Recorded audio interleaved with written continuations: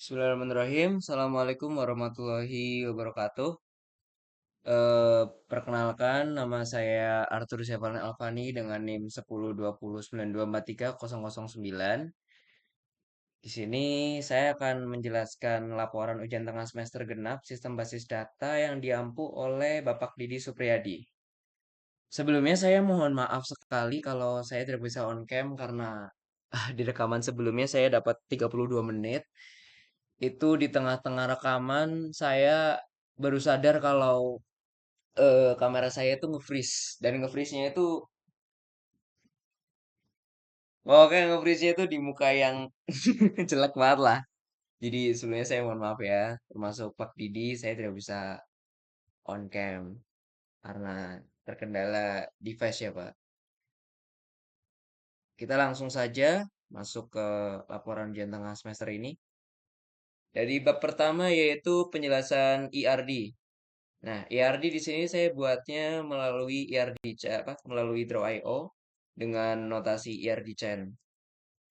Di sini saya sudah breakdown ada sekitar 7 entitas. Kita akan bahas di laporan. Sebelumnya kita apa? Sebelumnya kita harus tahu dulu tuh, entitas itu apa sih?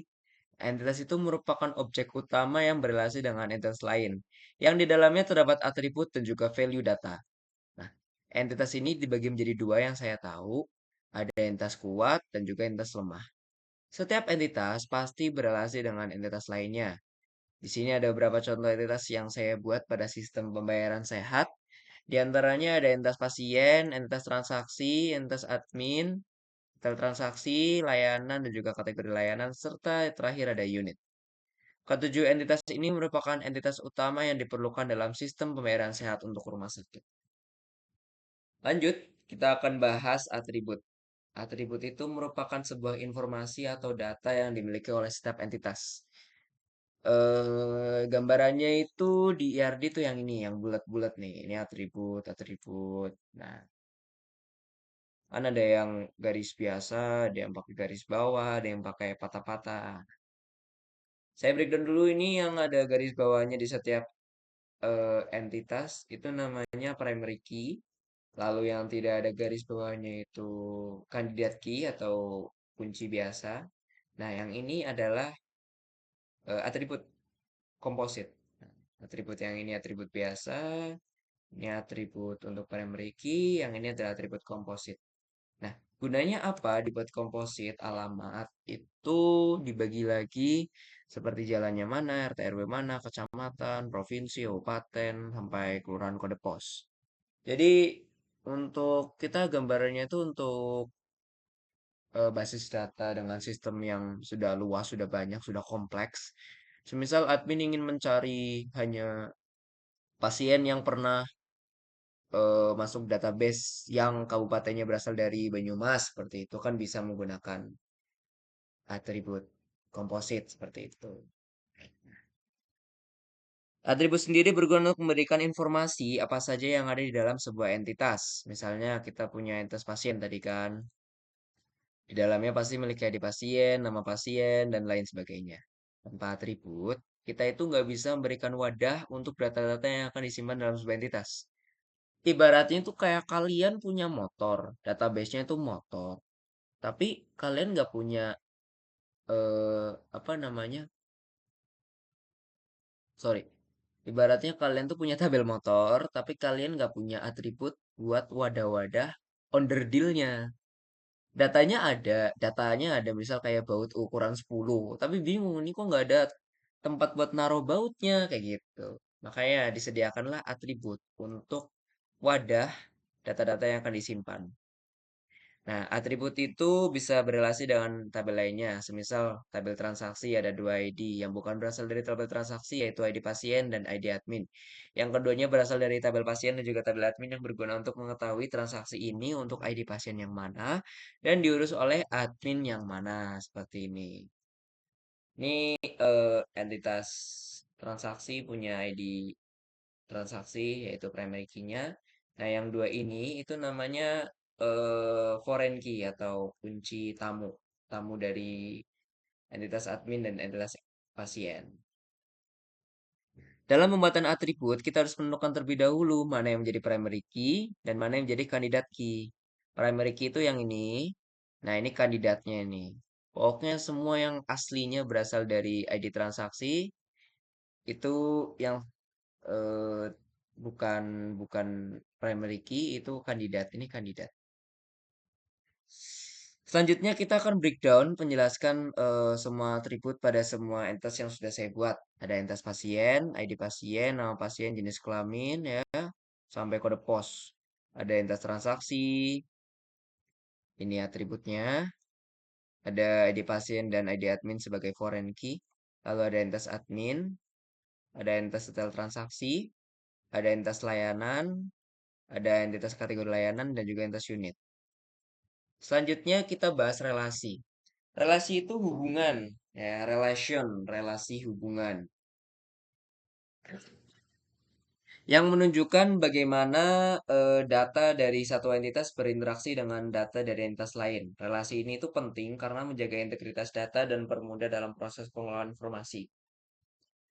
Contohnya itu ada entitas pasien yang memiliki relasi dengan transaksi dengan kardinalitas one to many. Aduh, apa lagi kardinalitas ya? Sabar ya. Nah, yang menjelaskan bahwa satu pasien bisa melakukan banyak transaksi. Kita contohnya di sini nih, contoh langsung. Ini relasi antara pasien dengan transaksi itu adalah membayar. Nah, kardinalitasnya itu one to many.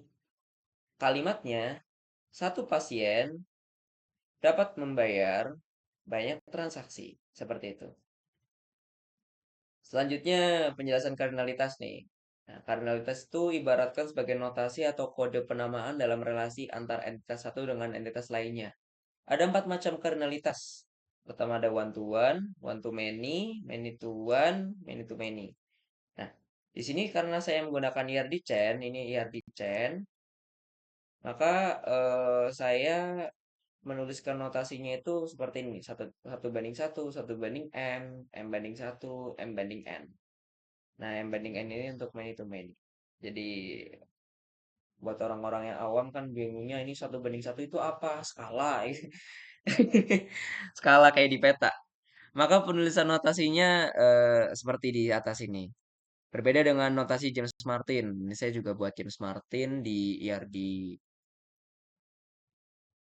di Draw.io. Ini penyebutan penotasian kardinalitasnya ini namanya foot crows atau kaki apa crow itu gagak, kaki gagak. Nah, penjelasan relasi. Di sini kita akan breakdown secara rinci ya. Hubungan antara entitas-entitas yang sudah saya buat di sistem pembayaran sehat. Yang pertama, pasien dengan transaksi itu one to many. Untuk kalimatnya, satu pasien bisa melakukan banyak pembayaran ke transaksi di sistem pembayaran sehat ini. Selanjutnya, transaksi ke data transaksi yaitu one to many. Satu transaksi bisa memiliki banyak detail transaksi. Pokoknya kalimatnya seperti itu.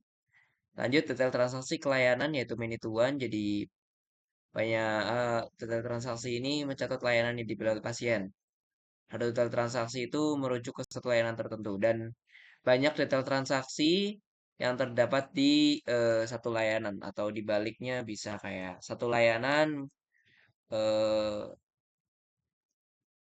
memiliki banyak detail transaksi seperti itu. Kalau saya paling mudah itu bacanya dari satu dulu, jangan dari yang banyak, susah.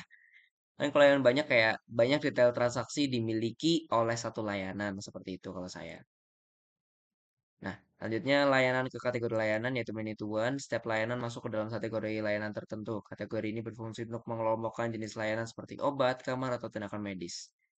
Jadi untuk kalimatnya itu many to one jadi dari one aja ya. Jadi satu kategori layanan, kategori layanan mempunyai banyak layanan. Kalau enggak banyak layanan dipunyai oleh satu kategori layanan.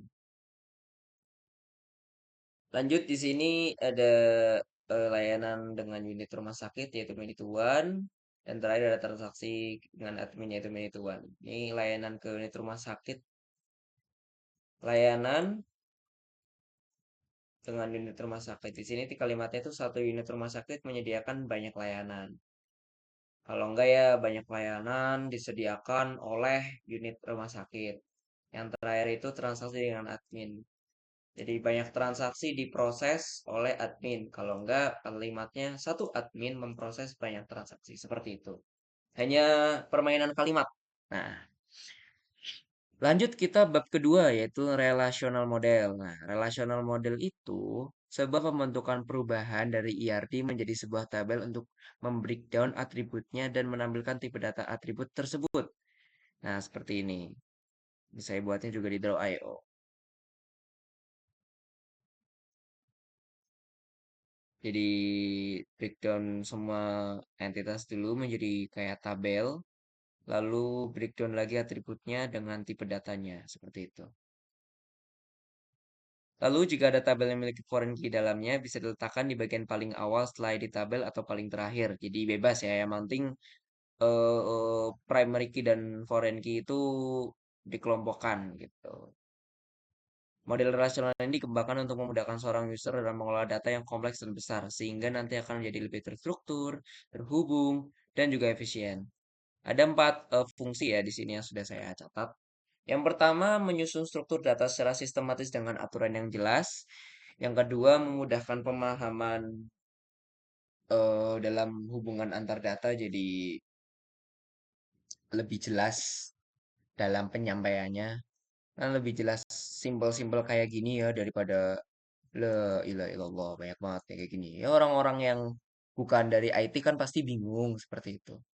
Lalu yang ketiga, mendukung integritas dan konsistensi data. Yang keempat, mempermudah query dan manipulasi data. Lanjut di sini yang B, penjelasan hasil rasional model dari transformasi ERD. Nah, ini juga banyak nih teman-teman. Jadinya saya singkat-singkat saja ya, intinya aja ya. Jadi di sini ada identitas pasien, tabel ini berisi data identitas dari pasien ya, ada ID pasien, nama, jenis kelamin, sampai nomor HP. Setiap pasien pasti punya ID pasien sebagai primary key yang unik, ya kan? Jadi ibaratnya pasien atas nama Arthur itu ID-nya P001 seperti itu. Tabel ini berrelasi dengan tabel transaksi karena satu pasien bisa melakukan banyak transaksi. Ini balik ke bagian relasional ya, atau relasi. Lanjutnya ada entitas transaksi. Tabel ini mencatat semua transaksi pembayaran dilakukan oleh pasien dan diproses oleh admin. Setiap transaksi memiliki total bayar. Ini kurang, ini satu ID transaksi, maaf. Total bayar, metode bayar, dan waktu transaksi. Tabel ini terhubung ke pasien melalui ID pasien dan ke admin melalui ID admin. Ya, artinya ini pembacaan identitas yang tadi. Satu transaksi dicatat oleh eh satu transaksi ya. Banyak banyak transaksi diproses oleh satu admin dan yang dilakukan oleh satu pasien seperti itu. Selanjutnya tes admin. Nah, ini tuh seorang manajer, sebutan seorang manajer yaitu Adam. Ini Adam itu yang ada di studi kasusnya. Aduh, saya malah belum buka ini. Jadi studi kasusnya itu seperti ini ya. Adam sebagai seorang manajer, intinya berencana mengembangkan sistem informasi pembayaran sehat. Jadinya di sini kita difokuskan ke transaksi sebenarnya. Lanjut di sini, entitas detail transaksi. Tabel ini merekam dan menampilkan detail dari setiap transaksi secara lebih rinci. Misalnya layanan apa aja yang dibayar, jumlahnya, dan subtotalnya. Setiap record mempunyai ID detail. Record itu data, baris data. Sebagai primary key, tabel ini berrelasi ke transaksi dan pelayanan. Selanjutnya ada entitas layanan, merupakan tabel yang memuat berbagai jenis layanan yang tersedia di rumah sakit beserta nama layanan, harga layanannya.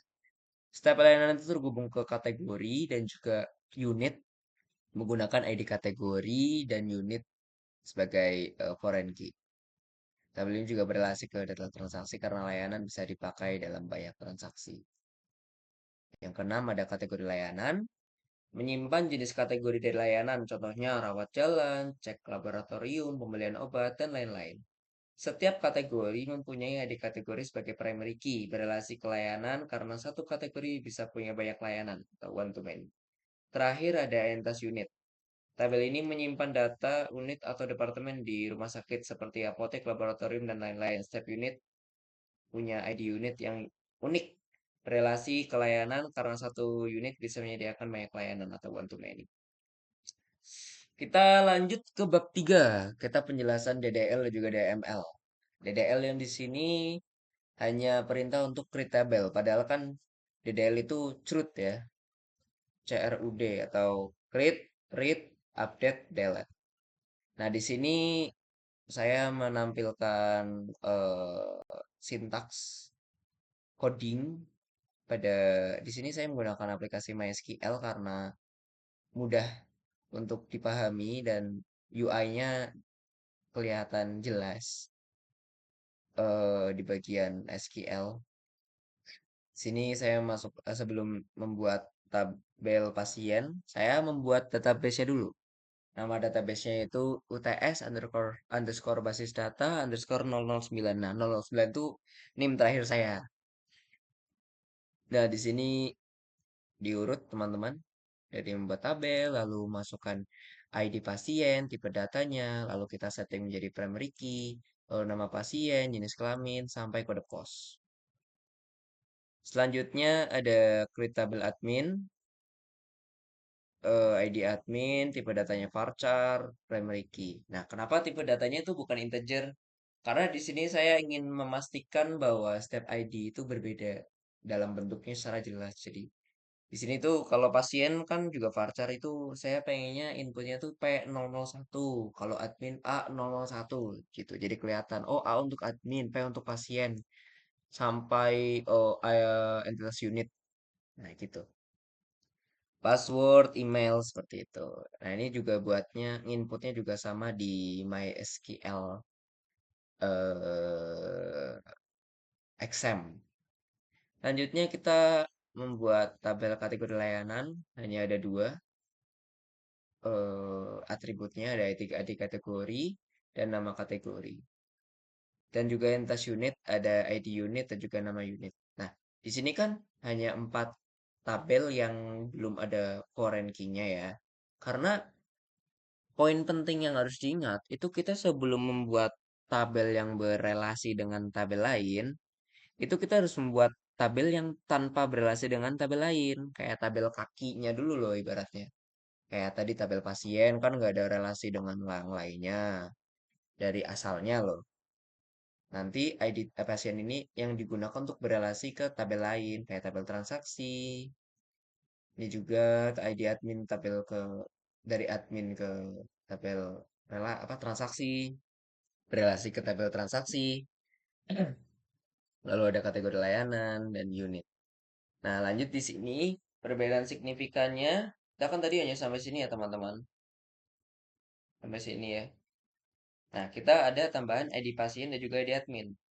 Kita nggak cuma nambahin, kita juga memperjelas bahwasannya ID pasien itu merupakan foreign key yang references-nya itu atau bereferensinya dari tabel pasien dengan ID pasien dari tabel pasien. Seperti itu, paham nggak? Jadi foreign key ID pasien di entes transaksi yang ini itu bereferensi data-data di dalamnya itu dari tabel pasien dengan atribut ID pasien seperti itu. Yang ini juga hanya poin pentingnya kita harus membuat tabel-tabel yang di dalamnya itu nggak ada foreign key-nya seperti itu. Detail transaksi juga ada foreign key ID transaksi dan juga ID layanan. Lalu di sini ada entes layanan, ada ID kategori dan juga ID unit yang berelasi di tabel layanan seperti itu.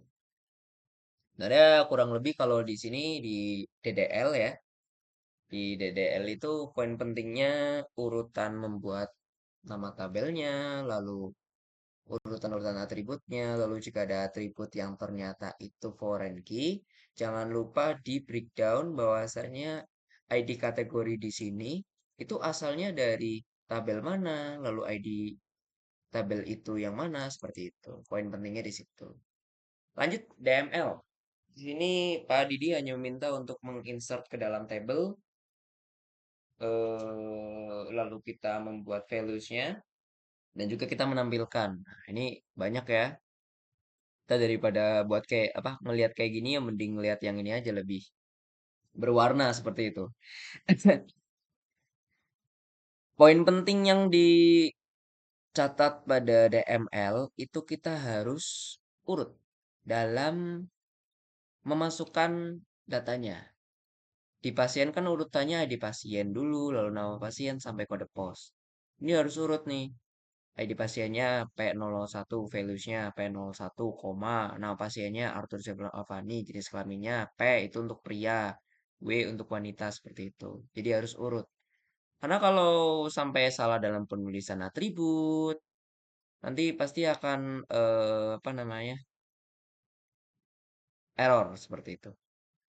Admin juga sama, di sini admin yang utama itu sebenarnya hanya Adam, tapi karena di perintah UTS menambahkan 5 data, jadi saya tambahkan 4 data lagi, seperti itu. Nah, ini untuk eh, sintaksnya, dan ini select bintang from admin. Nah, select bintang from itu untuk menampilkan datanya, seperti itu. Di sini insert into transaksi juga, yang merupakan gabungan dari ID transaksi, terus ada foreign key ID pasien dan juga di admin. Di sini kan P3, P04 sampai P03 lagi, terus admin juga bermacam-macam. Itu mereka ini berasal dari ID pasien dan ID admin dari tabel pasien dan tabel admin seperti itu. Nah, kita masuk ke kategori layanan, kita buat dulu kategori layanannya. Ada pembelian obat, rawat inap, tindakan medis seperti itu. Ini kita masukkan ke kategori layanan, bebas ya kategori layanannya apa aja, tapi secara umum ada pembelian obat, rawat inap, lalu tindakan medis, laboratorium, operasi bedah, seperti itu. Ini menampilkan kategori layanan. Lanjut di sini kita cek oh 22 menit ya sudah lama ya ternyata. Percepat lah ya. Entas unit rumah sakit, insert into unit rumah sakit ya, ada unit apotik, ruangan inap, poliklinik, laboratorium, ruang bedah. Seperti ini. Dan detail transaksi ini lebih banyak primary primary key-nya satu, foreign key-nya ada dua, ID transaksi dan ID layanan seperti ini. Jadi ada yang menyebutkan jumlah yang dibeli layanannya berapa. Misal layanan satu, belinya jumlahnya 10, lalu subtotalnya 80.000 seperti itu. Nah, layanan yang dibeli itu tadi kan layanan 01, jumlahnya 10, berarti kan 8.000 kali 10, kan 80.000. Seperti itu, Pak. Oke, kita lanjut ke poin kedua, yaitu bab 4 normalisasi. Nah, di sini eh, ada tahapan-tahapan pembuatan normalisasi. Jadi kita nggak langsung breakdown sampai sini. Tapi kita dari UNF dulu. UNF itu apa? UNF itu unnormalized form. Jadi form yang belum dinormalisasikan. Merupakan kumpulan dari data-data menjadi satu satu ini harusnya satu baris ya, satu baris untuk caps lock pada ID transaksi. Jadi ini kan satu ID transaksi, tapi ada dua data nih. Ini menyebabkan redundansi data atau data yang bertabrakan. Nah, pada WNF ini bisa menyebabkan terjadinya redundansi data yang membuat data bertumpuk dan dapat menimbulkan ketidakjelasan data. Maka dari itu, Adam sebagai manajer rumah sakit belum membuat normalisasi data dari UNF-nya. Selanjutnya saya akan breakdown UNF menjadi 1 NF, 2 NF, dan 3 NF. Seperti itu. Nah, untuk 1 NF ini kita buat dari yang satu baris ada isinya dua data, kita buat dulu per baris ada satu data seperti itu. Maksudnya satu baris data. Jadinya kan breakdown-nya lebih jelas. Nah, kita masuk ke penjelasan 1 NF. Sini merupakan first normalized form yang merupakan tahapan pertama dalam normalisasi data, berguna untuk memastikan setiap kolom hanya berisi satu nilai atau atomic value dan tiap baris itu unik. Nah, ini kan unik, unik nih. Kita bisa lihat di UNF masih banyak data yang masuk dalam satu ID transaksi. Ada satu kolom yang berisi dua data tercampur ya dalam satu kolom. Nah, maka dari itu di satu NF ini kita pecah menjadi beberapa kolom yang hanya berisi satu nilai per barisnya. Kita tambahkan ya, per baris. 2 NF. Jadi di sini merupakan second normalized form yang berguna untuk menghapus partial dependency atau ketergantungan parsial. Ketergantungan parsial itu situasi dalam normalisasi basis data di mana atribut non-prima bergantung pada secara fungsional hanya sebagai sebagian kunci kandidat. Di sini kita akan langsung memecahkan tabel 1NF menjadi beberapa bagian tabel sesuai dengan kelompoknya. Ada tabel pasien, transaksi, layanan, dan transaksi. Nah, cara tahunya itu kita patokannya dari ID ya. ID pasien, namanya, terus ID transaksi, itu dari ID pasien dan juga waktu transaksi, seperti itu. Tabel layanan, dan juga tabel detail transaksi. Terakhir, kita masuk ke 3NF atau Third Normalized Form. Nah, di sini itu hampir mirip ya sama tabel 2NF, tapi yang bedakan itu di bagian sini. Totalnya itu dihilangkan. Fungsinya dari 3NF itu menghilangkan ketergantungan transitif. Nah, atribut total ini dari sini tadi di detail transaksi itu dihapus. Yang dimana itu merupakan ketergantungan transitif yang sebenarnya dapat dihitung dari jumlah dan biaya melalui ID layanan dari tabel layanan. Seperti itu. Ini terakhir link video penjelasan, jadi nanti videonya saya akan upload di YouTube ya, Pak.